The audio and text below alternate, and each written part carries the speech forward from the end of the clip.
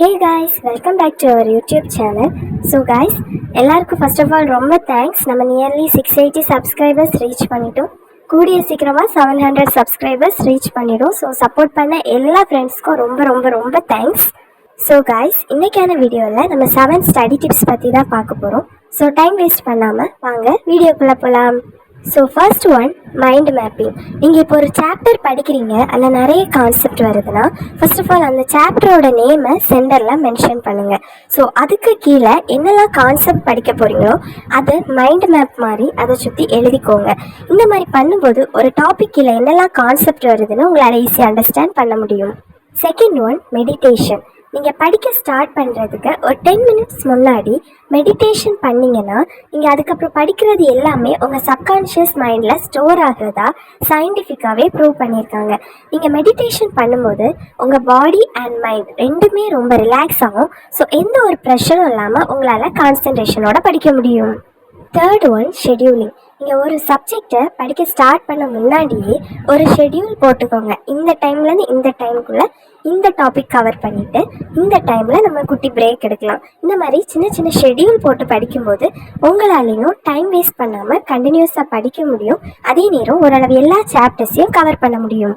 Fourth one, setting goals. So நீங்கள் இன்றைக்கி மேக்ஸில் ஒரு கான்செப்ட் படிக்க போகிறீங்க. சும்மா நார்மலாக நீங்கள் ஸ்டார்ட் பண்ணி படிக்கலாம்னு நினச்சிங்கன்னா கண்டிப்பாக முடியாது. இன்றைக்கி இந்த சாப்டர் நான் கவர் பண்ணுவேன்னு ஒரு ஷார்ட் டைம் கோல் நீங்கள் வச்சு படிக்க ஸ்டார்ட் பண்ணால் தான் கண்டிப்பாக ஒரு சாப்டர் உங்களால் கிளியராக படித்து முடிக்க முடியும். Fifth one, taking notes. இப்போ ஒரு கான்செப்ட் ஒரு கொஸ்டின் நீங்கள் படிக்கிறீங்க, படிக்கும்போதே கிட்ட ஒரு குட்டி நோட்ஸ் ஆர் ஹிண்ட்ஸ் மாதிரி எழுதி வச்சுக்கோங்க. இது இப்போ உங்களுக்கு யூஸ் ஆகலைனாலும் எக்ஸாம் டைம் உங்களால் எல்லா சாப்டரும் கவர் பண்ண முடியாதப்போ நீங்கள் இந்த நோட்ஸை ஜஸ்ட் ஒரு ரீடாக ரிவைஸ் பண்ணிட்டு போனீங்கனாலே உங்களுக்கு அந்த டாபிக் அண்டர்ஸ்டாண்ட் ஆகியிருக்கும். உங்களால் எக்ஸாம்லேயும் நல்ல மார்க்ஸ் ஸ்கோர் பண்ண முடியும். Sixth one, stay positive. For example இப்போ மேக்ஸ் சப்ஜெக்ட் எடுங்க. மேக்ஸ் கஷ்டம் தான், பட் படிக்க முடியாதுன்னு கிடையாது. ஸோ நீங்கள் எந்த சப்ஜெக்டில் வீக்காக இருக்கீங்களோ அந்த சப்ஜெக்ட்டுக்கு இன்னும் எக்ஸ்ட்ரா டைம் அண்ட் எஃபெக்ட் போட்டு படிக்க ஸ்டார்ட் பண்ணுங்கள். ஸ்டார்டிங்கில் ரொம்ப கஷ்டமாக இருக்கும், பட் கண்டிப்பாக அந்த சப்ஜெக்ட்லேயே நீங்கள் சென்டம் எடுப்பீங்க.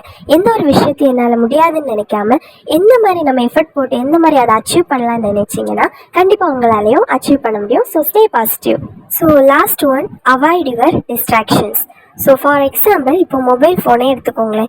நீங்கள் படிக்கும்போது உங்கள் மொபைல் ஃபோன் உங்கள் பக்கத்தில் இருந்தால் உங்கள் கை தானாக உங்கள் ஃபோனில் போக தான் செய்யும்.